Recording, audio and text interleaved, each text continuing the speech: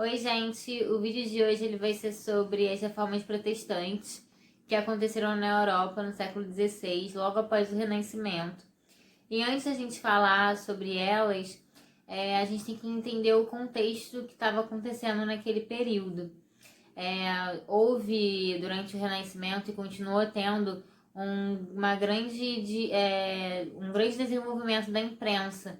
Então, mais jornais, revistas, livros estavam sendo divulgados, impressos, principalmente também a Bíblia. Então, muitos fiéis começaram também a ter acesso a livros sagrados por conta dessa divulgação em massa.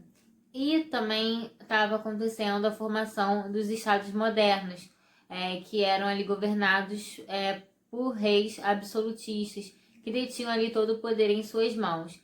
Esses reis, essa nobreza, ela também estava naquele momento muito satisfeita com a Igreja Católica e via a Igreja como uma inimiga mesmo, como uma entidade estrangeira que estava ali sendo uma barreira para os seus objetivos. Então, eles queriam a nobreza confiscar os bens da igreja, que eram muitos, porque a Igreja Católica tinha muitas terras e muitas riquezas, e estava ali querendo diminuir a influência da igreja na sociedade, né, no país. E naquele momento, como a gente está falando, juntamente com a divulgação da imprensa e dos jornais, a circulação maior, as pessoas elas estavam tendo mais pensamento crítico, estavam expandindo ideias, estavam tendo questionamentos, esclarecendo questões e estavam ali vendo e observando algumas atitudes da Igreja Católica que não estavam se condizendo com aquilo que estava escrito na Bíblia. Então, muitas pessoas passaram a questioná-la. E uma forma que a Igreja Católica era muito questionada e criticada era a questão dela ser contra a prática da usura, que era um lucro excessivo através de juros. E nesse período, a burguesia ela também estava em amplo crescimento, o comércio, né, os comerciantes estavam ali nas cidades fazendo muito dinheiro, e aí a igreja ela era contra a esse lucro exacerbado, né, exagerado. Então havia muitas críticas. E também a igreja ela era bastante condenada pelas suas práticas de simonia e venda de indulgências. A simonia era a venda de relíquias de objetos sagrados. Então, pedaços de madeira que a igreja falava que era um pedaço da cruz de Cristo, coroas de espinhos também, a igreja falava para os fiéis que se ele comprasse, ele ia ter um pedaço ali da coroa que Jesus utilizou, e várias coisas, tudo para arrecadar dinheiro dos fiéis, numa grande ali ilusão, né, enganando essas pessoas. A igreja ela começou a ser contestada por conta disso, fora que também as pessoas já estavam percebendo a má formação dos padres, dos bispos e sacerdotes, que nas missas ali que tinham não sabiam, pareciam não saber muito da própria doutrina cristã. Então elas estavam sendo bastante criticadas. E nessa onda de crítica surge ali na Alemanha, que era o Sacro Império Germânico naquele momento, o Martinho Lutero. Quem foi o Martinho Lutero? Ele foi um teólogo, um monge, ele era alguém da igreja, de dentro da igreja, mas que ele começou a repensar as atitudes da igreja e comparar essas atitudes com o que estava escrito na Bíblia. Então, o Lutero ele era contra a corrupção e a avareza do clero, e ele queria que a Bíblia ela fosse seguida e que a igreja ela se modificasse. No primeiro momento ele não queria romper com a igreja, ele só queria ali modificá-la. Só que o rompimento aconteceu a partir do momento do dia que o Papa Leão X, ele para construir, para arrecadar dinheiro, para construir a Basílica de São Pedro em Roma, ele autorizou a venda de indulgências, ou seja, a venda do perdão dos seus pecados, ou seja, você cometeu um pecado, você atropelou um animal sem querer, e aí você vai na igreja se confessar pro padre, porque você quer ser perdoada, e aí o padre fala assim, olha, para você ir pro céu, realmente você tem que ser perdoada, e eu tenho o seu perdão, você compra o seu perdão comigo que você está salva. E a pessoa ali, ela gasta o seu dinheiro, né, com essa venda do perdão. E naquele momento da construção da Basílica de São Pedro, o Papa Leão X autorizou e fez o Lutero se revoltar e falar, gente, é um absurdo isso, vocês estão arrancando o dinheiro dos fiéis, vocês estão iludindo essas pessoas. E aí ele fez as 95 teses, que foi um manifesto público, que ele colocou ali na porta da igreja de Wittenberg, na Alemanha. E aí a igreja, ela não concordou, obviamente, com tudo que o Lutero falou, e principalmente com 3 doutrinas que eram as principais de Lutero. A primeira doutrina dele era de justificação pela fé. Para Lutero, tudo, você ia ser salvo, não importava se você fazia caridade, se você fazia boas obras, você poderia ser salvo pela sua fé. Se você tivesse fé em Deus, estava tudo certo.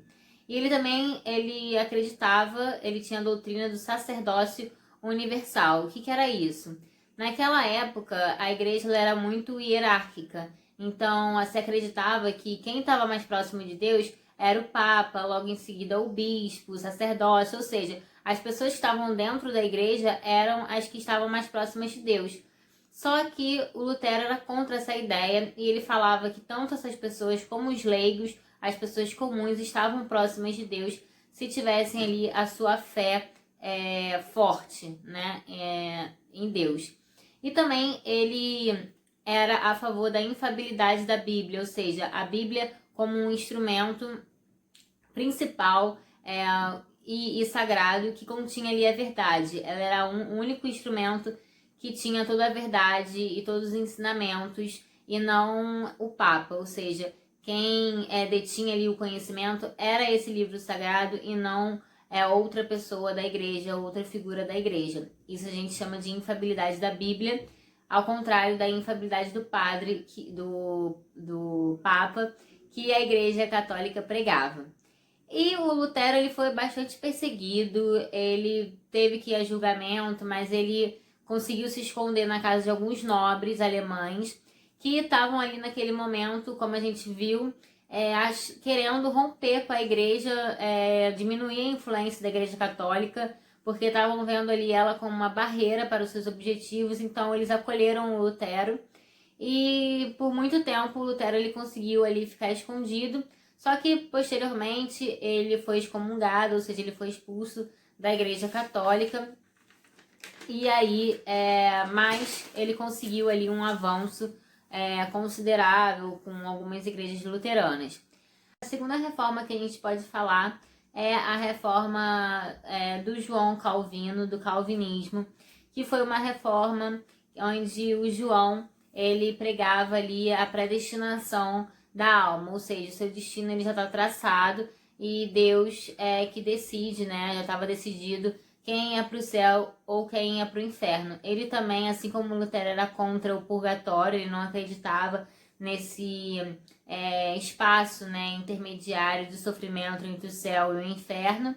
E ele dava ali para as pessoas, para os fiéis, alguns sinais para você saber se você foi eleito para ser salvo, né? Se foi escolhido para ir para o céu. Alguns sinais era basicamente da pessoa ter uma vida regrada, ou seja, se você cumpre os seus...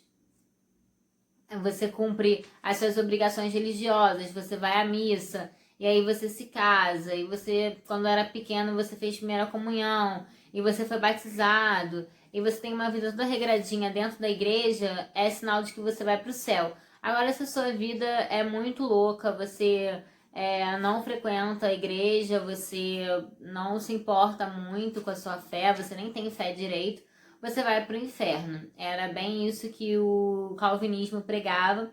E ele condenava, né, jogos, ele condenava também danças e não gostava de que os fiéis tivessem roupas muito luxuosas. Ele condenava o luxo excessivo. Mas, em contrapartida, ele fez muito sucesso ali com a burguesia, porque o calvinismo ele valorizava bastante o trabalho, o esforço e também a acumulação de riquezas. E naquela época, né, os burgueses, que eram os comerciantes das cidades, estavam aí lucrando cada vez mais, e isso era visto também como um sinal de prosperidade. Então, ter prosperidade financeira, ser rico, era um bom sinal para você ir para o céu.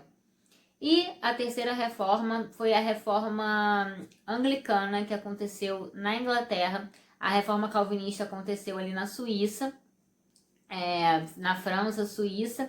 E a reforma anglicana aconteceu na Inglaterra com o rei Henrique VIII. O que acontece com o Henrique VIII, gente? O Henrique VIII, ele era casado com a Catarina de Aragão.